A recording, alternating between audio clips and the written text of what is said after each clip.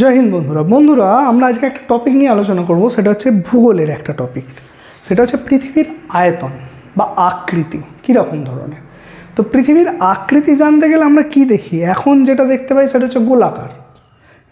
এই গোলাকারের প্রথম যে ধারণা দিয়েছিল সেটা হচ্ছে পিথাগোরাস। প্রশ্ন এখান থেকেই আসে যে পৃথিবী যে এই গোলাকার, এই ধারণা কে দিয়েছিল? পিথাগোরাস দিয়েছিল। কত সালে না 570 থেকে 495 খ্রিস্টপূর্বাব্দ এর মধ্যেটায় দিয়েছিল। যদিও বলা হয় যে কবে এই ধারণা উৎপন্ন হয়েছিল, তাহলে এখানে একটা প্রশ্ন এসেছিল একবার, সেটা হচ্ছে 6ষ্ঠ শতকে, খ্রিস্টপূর্ব 6ষ্ঠ শতকে, খ্রিস্টপূর্ব 6ষ্ঠ শতকে এই ধারণার উৎপন্ন হয়েছিল। তিনি কি বলেছিলেন যে না, আগে কি জানা হতো যে পৃথিবী যেহেতু শেষ হয়ে যাচ্ছে গিয়ে, সেজন্য বলা হতো যে পৃথিবী ওখানে শেষ, মানে ওখান থেকে গিয়ে নিচে পড়ে যাব। তো পরে পিথাগোরাস দেখেছিলেন যে না, পিথাগোরাস মানে আমরা নামটা শুনেছি অনেকেই, যে পিথাগোরাসের উপপাদ্য রয়েছে, তো সেই পিথাগোরাসে তো তিনি কি বলেছিলেন যে না, পৃথিবী গিয়ে ওরকম শেষ হয়ে যাচ্ছে না, পৃথিবী কিন্তু গোল, মানে গিয়ে আবার সেই জায়গাতে ফিরে আসে। পরে তো আমরা জানি কলম্বাস এনারা তো ধারণা দিয়েছিলেন। কিন্তু আনুমানিক আয়তন কত দেখে নাও একবার, 108,03,210 গায়ে 3টে শূন্য, এত কিলোমিটার, 6টা শূন্য আছে, তো এত কোটি কিলোমিটার। পৃথিবীর ব্যাসার্ধ কত? পৃথিবীর ব্যাসার্ধ হচ্ছে 6,371 কিলোমিটার বা 3,959 মাইল। এরাটোস্থেনিস প্রথম পৃথিবীর ব্যাস নির্ণয় করেছিলেন। এটা তো প্রশ্নে দেয়, তার সঙ্গে এটাও দেয় যে পৃথিবীর ব্যাস নির্ণয় কে করেছিলেন। তো পৃথিবীর ব্যাস প্রথম নির্ণয় করেছিলেন এরাটোস্থেনিস। কত খ্রিস্টপূর্বাব্দে? 240 খ্রিস্টপূর্বাব্দে তিনি যে ব্যাসটা নির্ণয় করে গিয়েছিলেন, আর আজ যা ব্যাস, তার সঙ্গে মাত্র তিনি 2%-এর পার্থক্য করেছিলেন। এখন কত মেশিন আমরা দেখতে পাই, কিন্তু তখন কি এত মেশিন ছিল? তারপরেও তিনি কিন্তু সফলভাবে করে গিয়েছিলেন মাত্র 2%। তাহলে কত বড় তিনি সায়েন্টিস্ট ছিলেন। এরপরে আমরা যেটা দেখবো যে পৃথিবীর আকৃতি কেমন। এগুলো তো গোলাকার ফোলাকার আমরা ছোটোবেলা থেকে শুনে আসছি, অনেকেই জানি পৃথিবী গোলাকার, পৃথিবী দেখতে কমলা লেবুর মতো, পৃথিবী দেখতে বেদানার মতো, আপেলের মতো, অনেক কিছু ধারণা দেওয়া রয়েছে। অ্যাকচুয়ালি কি পৃথিবী দেখতে এইরকম? না, পৃথিবী দেখতে এরকম নয়। পৃথিবী দেখতে না কিছুটাই আলুর মতো, ঠিক যেমন আমাদের মুখটা হয়ে রয়েছে, এই নাক উঁচু, চোখটা ঢোকা, নাকের দুটো ফুটো আছে, এই মুখটা ভেতর দিকে ঢুকে গেছে, গালগুলো এরকম হয়ে রয়েছে, যদিও আমার কপাল ফপাল উঁচু, এইগুলো সব উঁচু হয়ে রয়েছে। তো এরকমই দেখতে পৃথিবী, কোথাওটা ঢোকা, কোথাওটা ফাটা, কোথাও গর্ত হয়ে ঢুকে রয়েছে এই রকমভাবে। তাহলে এই রকম একটা জিনিস কখনো গোল হতে পারে না। তো যেহেতু গোল হতে পারে না, তাই পৃথিবীর একটা নিজস্ব আয়তন রয়েছে বা আকৃতি রয়েছে বা দেখতে রয়েছে। সেটাকে দেখতে বলা হয় যে পৃথিবীকে দেখতে পৃথিবীর মতো। এই যে শেপটা পৃথিবীর, এটাকে বলা হয় জিওয়েড। এর প্রথম ধারণা দিয়েছিলেন গাউস। তো জিওয়েড জিনিসটা কি সেটা একটুখানি দেখে নেওয়া হোক। তো জিওয়েড জিনিসটা হচ্ছে আর কিছু নয়, একটা জিনিস জানো কি তোমরা, যে আমাদের সবথেকে উচ্চতম স্থান পৃথিবী পৃষ্ঠে কী আছে? আমাদের সবথেকে উচ্চতম স্থান পৃথিবী পৃষ্ঠে কী আছে?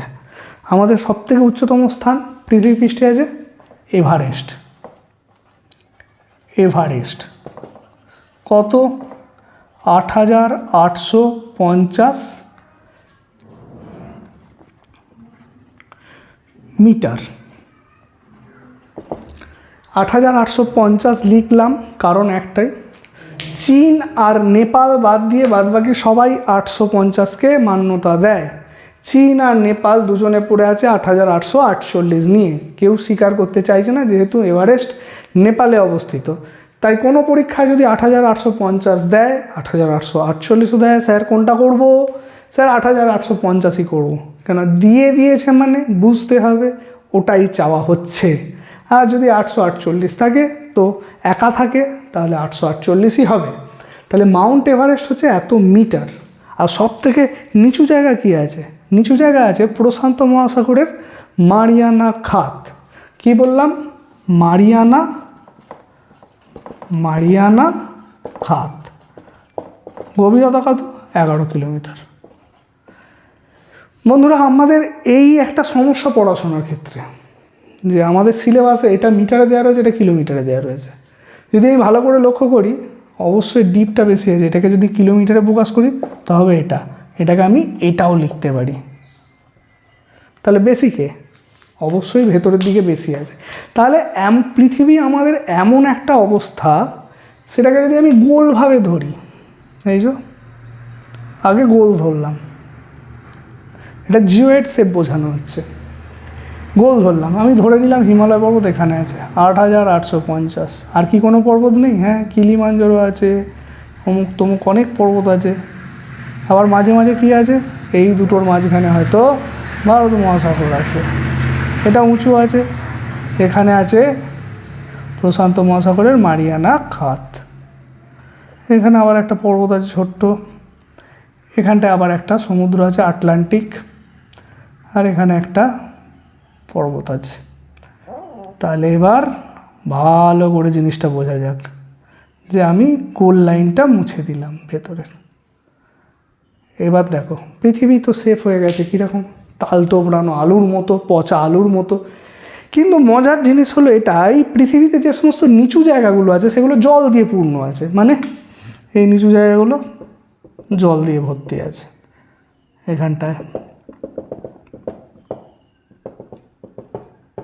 এখানটায় এখানটায় এগুলো জল দিয়ে ভর্তি আছে। তাই উপর থেকে যখন দেখব তখন মোটামুটি আমরা দেখব যে এইটা এরকম একটা মোটামুটি গোলাকার চিত্র পাওয়া যাচ্ছে।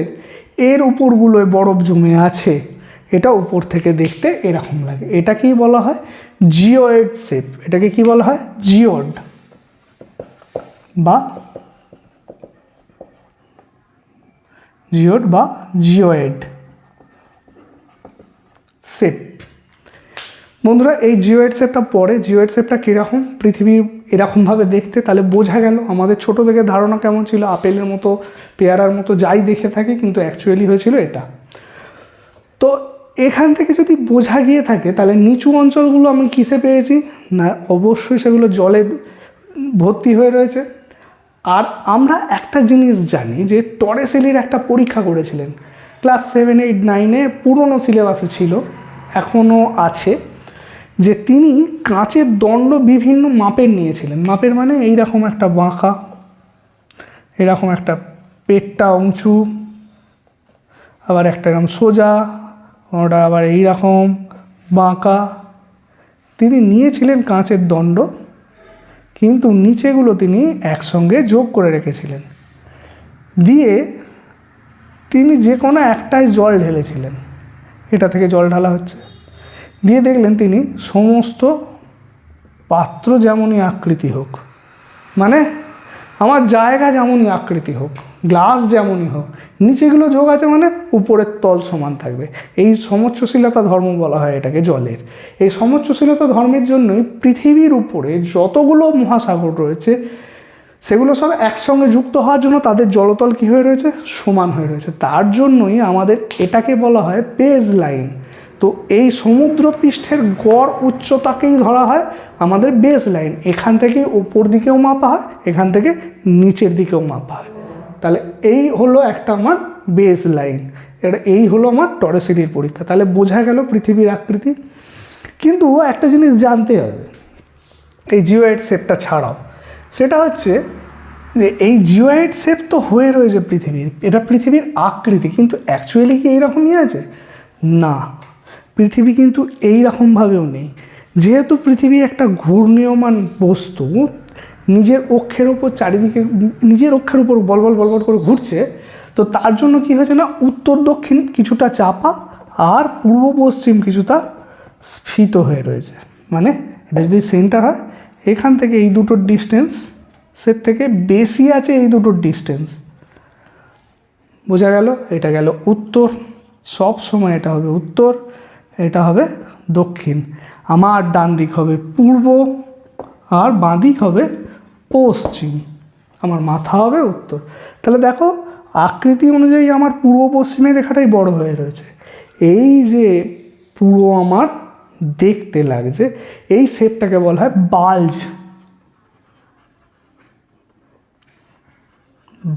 শেপ। তাহলে পৃথিবীর আকৃতি কীরকম? বাল শেপ। পৃথিবী দেখতে কেমন? পৃথিবী দেখতে হচ্ছে জয়েড শেপ, যেটা পৃথিবীর আকৃতিকে আমরা পৃথিবীর মতোই বলি। তাহলে পৃথিবীর এই আকৃতির প্রথম কে ধারণা দিয়েছিলেন? বিজ্ঞানী গাউস। এটা কিন্তু খুব পরীক্ষায় প্রশ্ন আসে, তো অবশ্যই চেষ্টা করো যে প্রথম দিকের যে লেখাগুলো লেখানো হয়েছে সেগুলো একটুখানি মনে রেখে, এই ম্যাপগুলোকে মনে রেখে যেন মনে রাখা যায়। এগুলো পরীক্ষায় আসবেই। আর বেসিক কনসেপ্ট ক্লিয়ার না করে বন্ধুরা কোনো পরীক্ষায় কিন্তু পাস করা সম্ভব না শুধু কোশ্চেন অ্যান্সার করে, কেন এখন স্ট্যান্ডার্ড অনেক হাই হয়েছে। তাই কনসেপ্ট নিজের ক্লিয়ার রাখতেই হবে, আর তার জন্যই এই কনসেপ্ট ওয়াইজ পড়ানো। এরপরেই আমি দেখাবো যে পৃথিবীর অবস্থান কি করে নির্ণয় করব কোনো স্থানের, মানে দ্রাঘিমা রেখা, অক্ষরেখা। অবশ্যই চ্যানেলটা ফলো করে